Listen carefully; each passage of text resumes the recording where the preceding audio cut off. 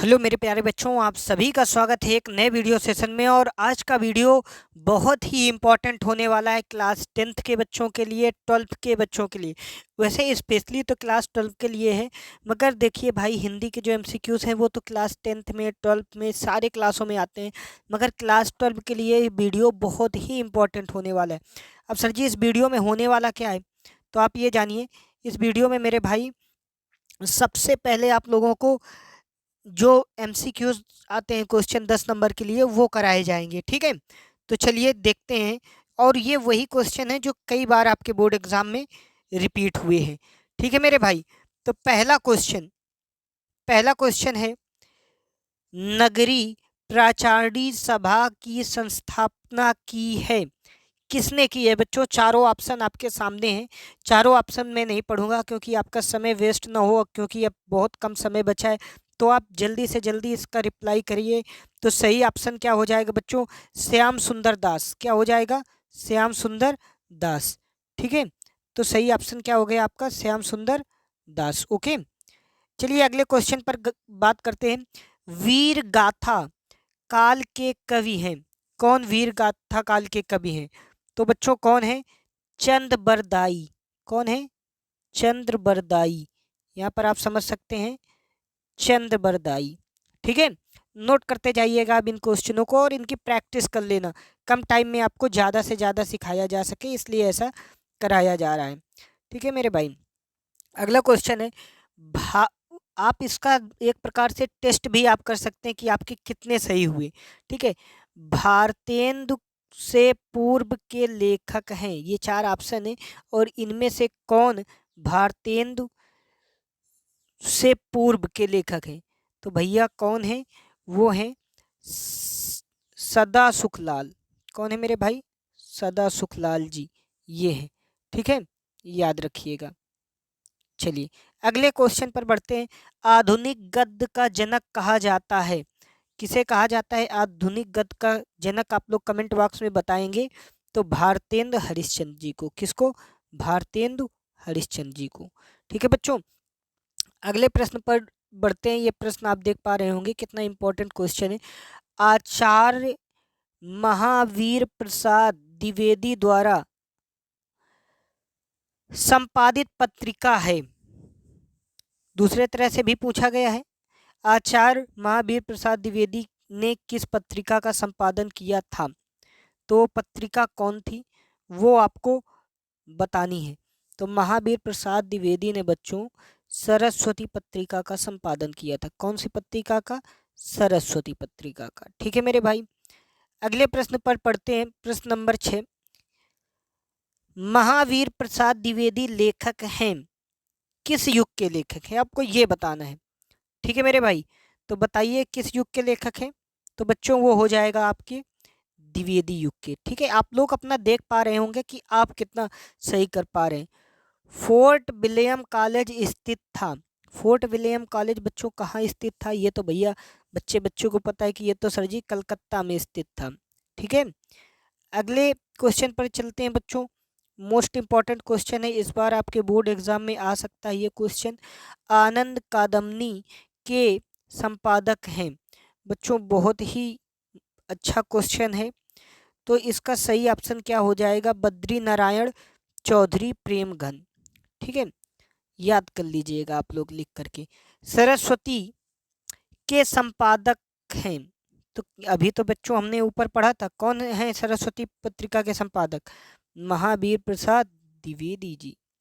ठीक है बच्चों, क्वेश्चन नंबर 10, कौन सी रचना राम वृक्ष बेनीपुरी की नहीं है?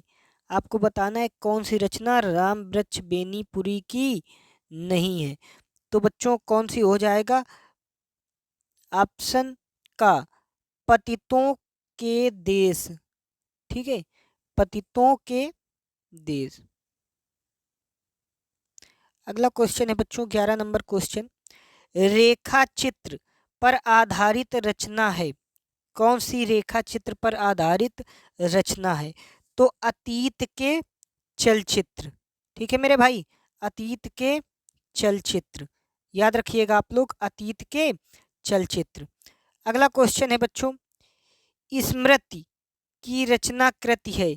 स्मृति की आपको रचना कृति बतानी है, मतलब किसकी ये रचना कृति है। तो ये बच्चों महादेवी वर्मा की रचना कृति है। अगला क्वेश्चन है, हिंदी के रेखा चित्रकार हैं। रेखा चित्रकार कौन है हिंदी के? तो बच्चों वो हैं कौन, ये आपको बताना है। तो वो है महादेवी वर्मा। कौन है बच्चों?